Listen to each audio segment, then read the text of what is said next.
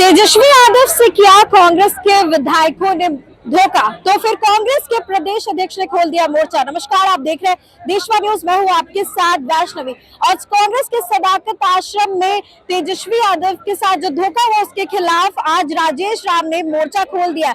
बिहार कांग्रेस के प्रदेश अध्यक्ष राजेश राम आज सड़क पर उतर चुके हैं। कांग्रेस के सदाकत आश्रम की आपको तस्वीरें दिखा रहे, जहां पर राजेश राम के साथ साथ राजेश राठौर और तमाम कांग्रेस के कार्यकर्ता जो है वो आज विरोध प्रदर्शन करते हुए नजर आ रहे हैं।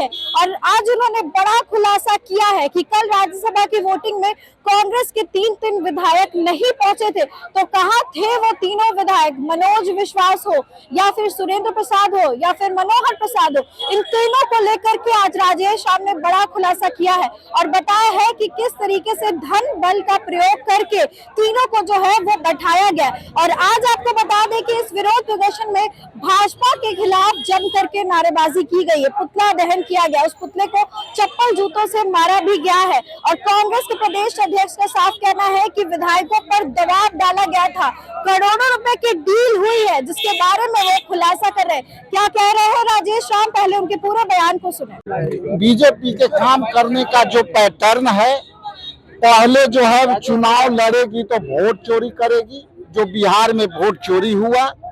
यदि आप उसके बाद विपक्ष के कोई जीत जाते हैं तो उनको डरा के डर गए, तो फिर नहीं तो फिर आपको कुछ अन्य प्रलोभन दे करके, वित्तीय प्रलोभन दे करके मनाती है। और यदि आप नहीं डरे तो आपको जेल में डाल देते। आपके विधायक आरोप लगा रहे हैं आप लोग। देखिए एक सवाल है, आपके विधायक मनोज विश्वास ने कहा है, देखिए ये सारी बातों की जवाब एक शब्द में है कि हमारे विधायक चोरी हो गए।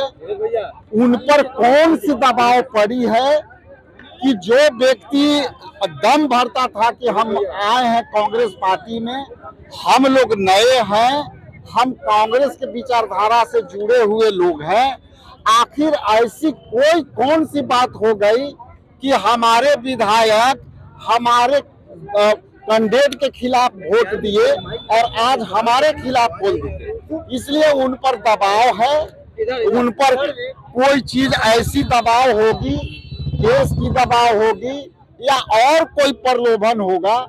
हम बात करने की कोशिश कर रहे हैं कि आपकी कौन सी दबाव है जो आप दम भरते थे कि हम कांग्रेस पार्टी के पक्का सिपाही बन रहे हैं।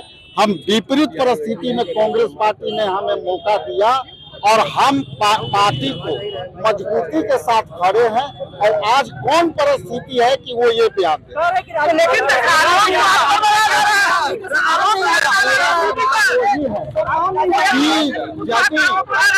यदि ये ज्यादा ये स्पष्ट है कि अभी हमारे विधायक अभी हमारे पास उपलब्ध नहीं है, अभी भी वो कहीं हाउस अरेस्ट है, अभी भी वो स्वतंत्र नहीं है, बयान दे रहे हैं अपने स्थान से।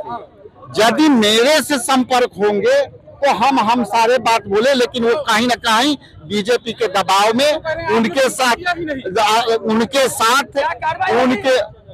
साथ जरूर कुछ इस तरह का दबाव है जो दम भरते थे कि हम आज कांग्रेसी हैं। ये सारी विषय का जवाब हम अपने नेतृत्व के साथ बैठ करके और फैसला लेंगे। तो आपने सुना जिस तरीके से राज्यसभा चुनाव में कांग्रेस के 3 विधायक वोट करने नहीं पहुंचे, उसके राजेश राम का साफ कहना है कि इन तीनों के ऊपर दबाव था और पैसे का भी प्रयोग किया गया है। पहले वोट चोरी, अब विधायकों की चोरी है। लेकिन आपको बता दें कि मनोज विश्वास ने अपना बयान देते हुए ये कहा है कि राजेश राम की इज्जत नहीं की गई है और इसीलिए हम नहीं पहुंचे। हालांकि ये जवाब को लेकर के राजेश राम बिल्कुल भी संतुष्ट नहीं है।